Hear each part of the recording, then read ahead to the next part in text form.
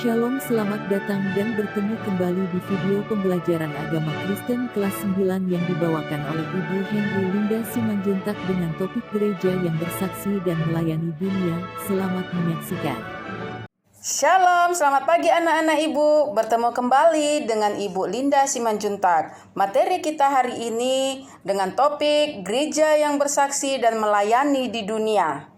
Shalom juga Ibu Linda, selamat pagi Ibu. Selamat pagi Ibu. Shalom juga Ibu. Shalom Ibu Linda Simanjuntak, selamat pagi Ibu. Shalom Ibu Linda, selamat pagi Ibu. Indikator pencapaian kompetensi dari materi gereja yang bersaksi dan melayani di dunia. Yang pertama, menyebutkan beberapa contoh pelayanan sosial yang telah dilakukan gereja dan orang Kristen yang kamu kenal. Menjelaskan bagaimana kehidupan seorang murid Kristus diwujudkan dalam bentuk-bentuk pelayanan dan kepeduliannya kepada orang lain, tanpa membeda-bedakan.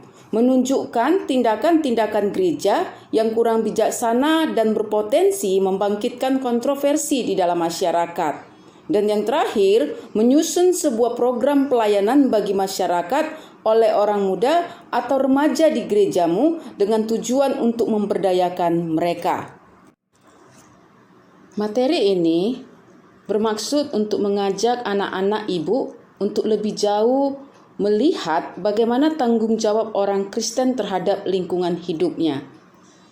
Kamu juga melihat bahwa kesaksian dan pelayanan orang Kristen di dunia bukanlah untuk mencari nama atau bahkan untuk mengkristenkan orang lain, melainkan pertama-tama dan terutama sekali untuk mewujudkan kasih Allah kepada semua orang, khususnya mereka yang terlupakan, tersingkirkan, dan selama ini tidak diperhitungkan.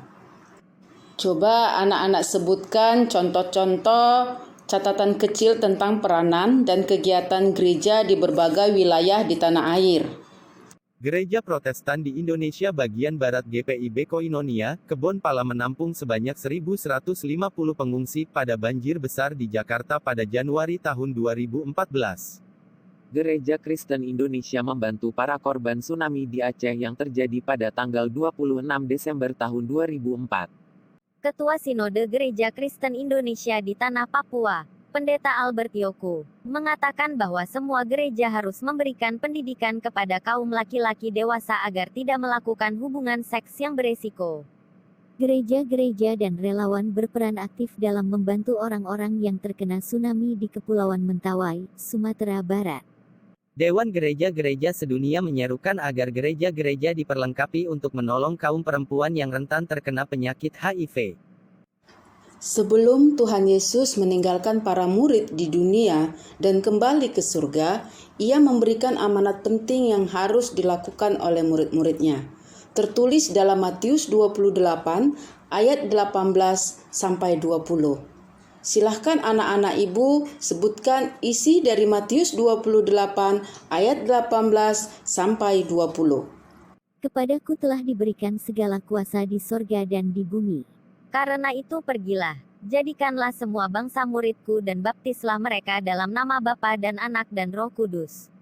Dan ajarlah mereka melakukan segala sesuatu yang telah kuperintahkan kepadamu. Dan ketahuilah, aku menyertai kamu senantiasa sampai kepada akhir zaman. Jadi para murid dipanggil dan dikumpulkan oleh Tuhan untuk memuridkan bangsa-bangsa dan menjadi bagian dari kerajaan surga. Itulah sebabnya Tuhan menjawab, "Tetapi kamu akan menerima kuasa kalau Roh Kudus turun ke atas kamu, dan kamu akan menjadi saksiku di Yerusalem dan di seluruh Yudea dan Samaria sampai ke ujung bumi." Kisah Para Rasul 1 ayat 8. Ada pertanyaan, apa artinya menjadi murid Kristus? Sebagian orang mengatakan bahwa menjadi murid berarti menjadi orang Kristen. Karena Tuhan memerintahkan para murid agar membaptiskan semua orang dalam nama Bapa dan Anak dan Roh Kudus. Pemahaman seperti ini juga pernah dimiliki oleh para penginjil atau misionaris pada abad-abad yang lalu. Di abad 16 dan abad 17 misalnya, para misionaris di Kepulauan Maluku mengira tugas mereka cukuplah kalau mereka berhasil membaptiskan orang-orang di sana. Tidak ada tindak lanjut apapun untuk membina mereka agar memperdalam iman mereka dan mewujudkannya dalam hidup sehari-hari. Sebagai contoh, Franciscus Xaverius, salah satu tokoh dan misionaris penting di Gereja Katolik Roma, pergi untuk memberitakan Injil di Maluku.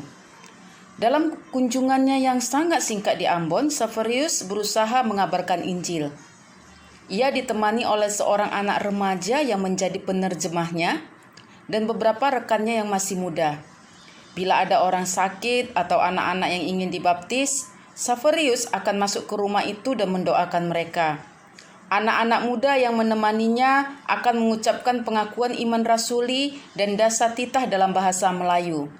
Xaverius kemudian membacakan beberapa ayat dari Injil untuk orang sakit dan kemudian membaptiskan anak-anak yang terlahir sejak kematian imam mereka sebelumnya.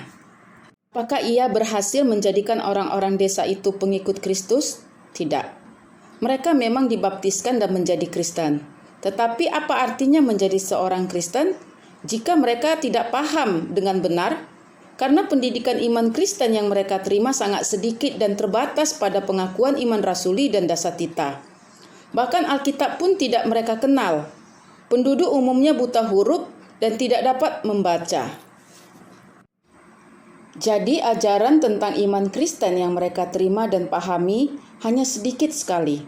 Tidak mengherankan apabila kehidupan mereka pun tidak banyak berubah setelah mereka dibaptiskan. Akibatnya, perintah Tuhan Yesus untuk menjadikan segala bangsa di dunia murid-muridnya tidak menjadi kenyataan.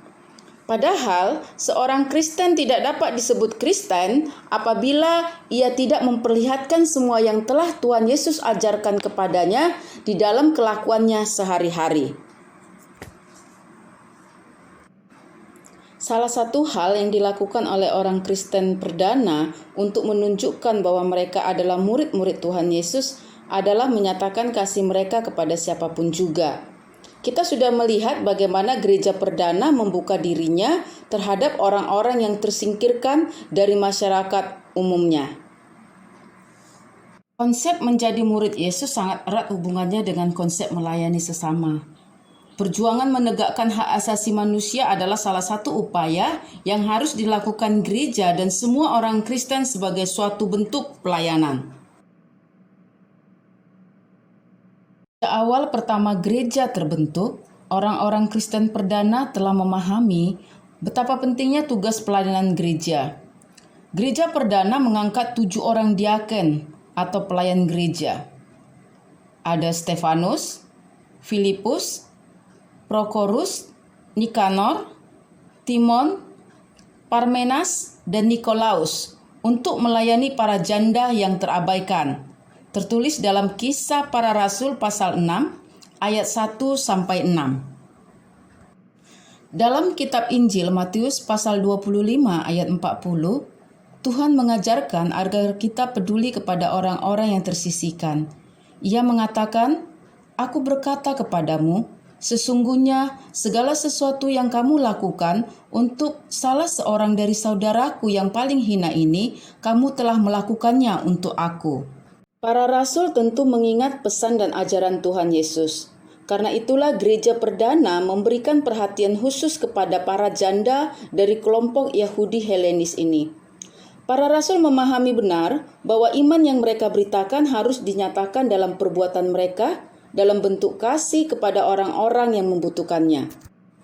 Apa yang dilakukan gereja perdana dengan perjamuan kasih sebenarnya juga merupakan suatu bentuk pelayanan bagi orang-orang yang kekurangan.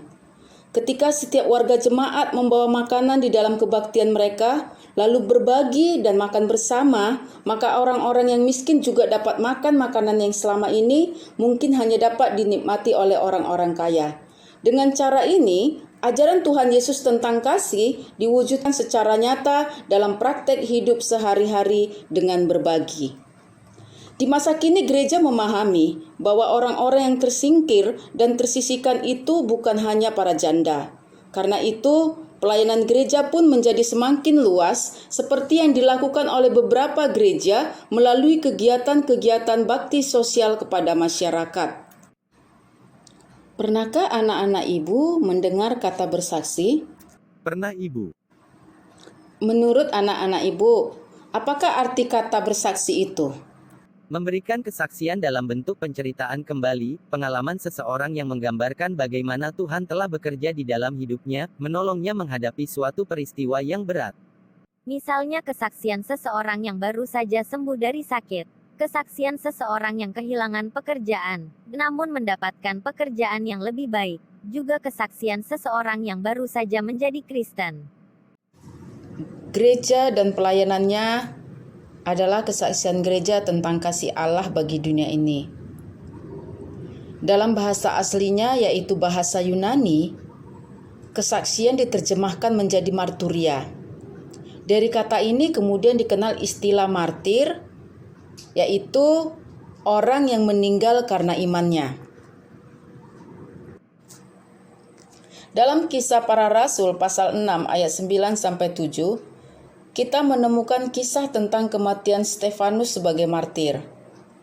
Kisah ini muncul langsung setelah kisah pengangkatan Stefanus sebagai diaken atau pelayan gereja untuk tugas-tugas sosialnya.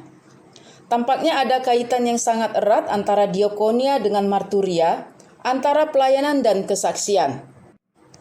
Para diaken melayani orang-orang miskin dan para janda yang terlupakan.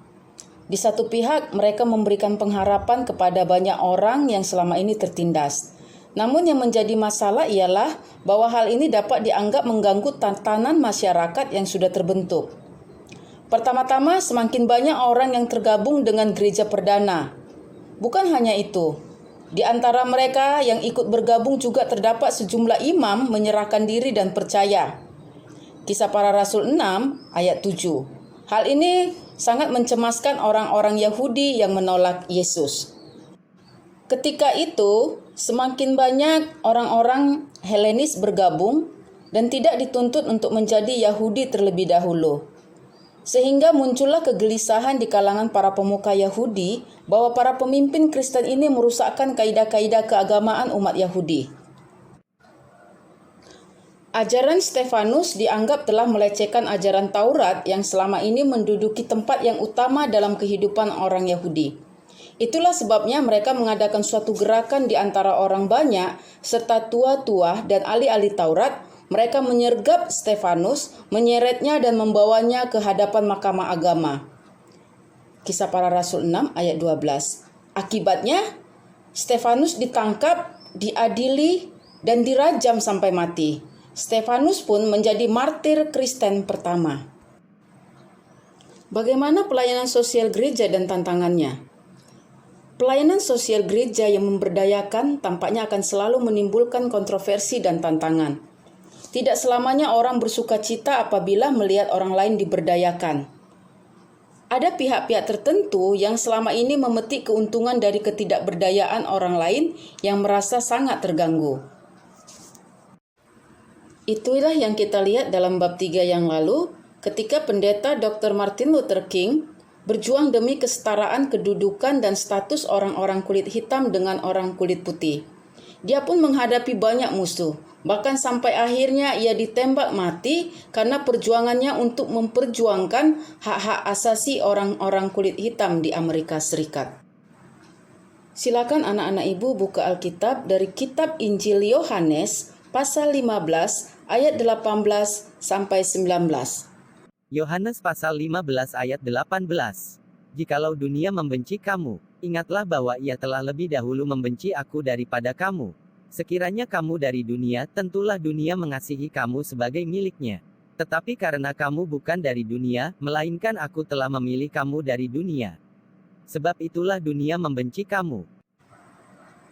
Dari nats itu, dikatakan bahwa pengikut Kristus akan banyak menghadapi tantangan dalam hidupnya. Antara lain, mereka akan dibenci dan dimusuhi dunia. Kesimpulan materi kita hari ini, tugas diakonia, pelayanan dan marturia, kesaksian gereja adalah dua tugas yang tidak dapat diabaikan. Kedua-duanya adalah bagian yang tidak terpisahkan dari keberadaan seorang Kristen sebagai murid Kristus. Dengan kata lain, menjadi murid Kristus selalu menuntut seseorang untuk melayani dan memberikan kesaksian kepada dunia tentang apa yang telah dilakukan Yesus Kristus bagi umat manusia dan seluruh alam semesta. Bersaksi ternyata tidak cukup hanya dengan berkata-kata atau menceritakan kepada orang lain apa arti keselamatan yang telah dikerjakan oleh Tuhan Yesus kepada kita. Bersaksi ternyata harus diwujudkan lewat tindakan dan perbuatan, antara lain dengan menolong sesama agar mereka pun merasakan arti kemerdekaan yang dikerjakan oleh Tuhan Yesus. Kemerdekaan itu harus dipahami bukan hanya dalam arti rohani seperti kebebasan dari dosa, melainkan juga kebebasan dari belenggu-belenggu yang menyebabkan orang menjadi lemah, bodoh, tidak berdaya, dan dieksploitasi. Demikianlah materi kita dalam pertemuan hari ini. Sampai bertemu di pertemuan berikutnya. Shalom, salam sejahtera buat kita semua. Shalom Ibu. Terima kasih Ibu Linda, Tuhan Yesus memberkati. Shalom Ibu Linda, Tuhan Yesus memberkati Ibu. Shalom juga Ibu, terima kasih, Tuhan Yesus memberkati. Shalom Ibu, terima kasih Ibu Linda, Tuhan Yesus memberkati. Shalom Ibu. Terima kasih, Tuhan Yesus memberkati Ibu. Terima kasih sudah menonton video pembelajaran agama Kristen yang dibawakan Ibu Henry Linda Simanjuntak. Jangan lupa like dan subscribe ya.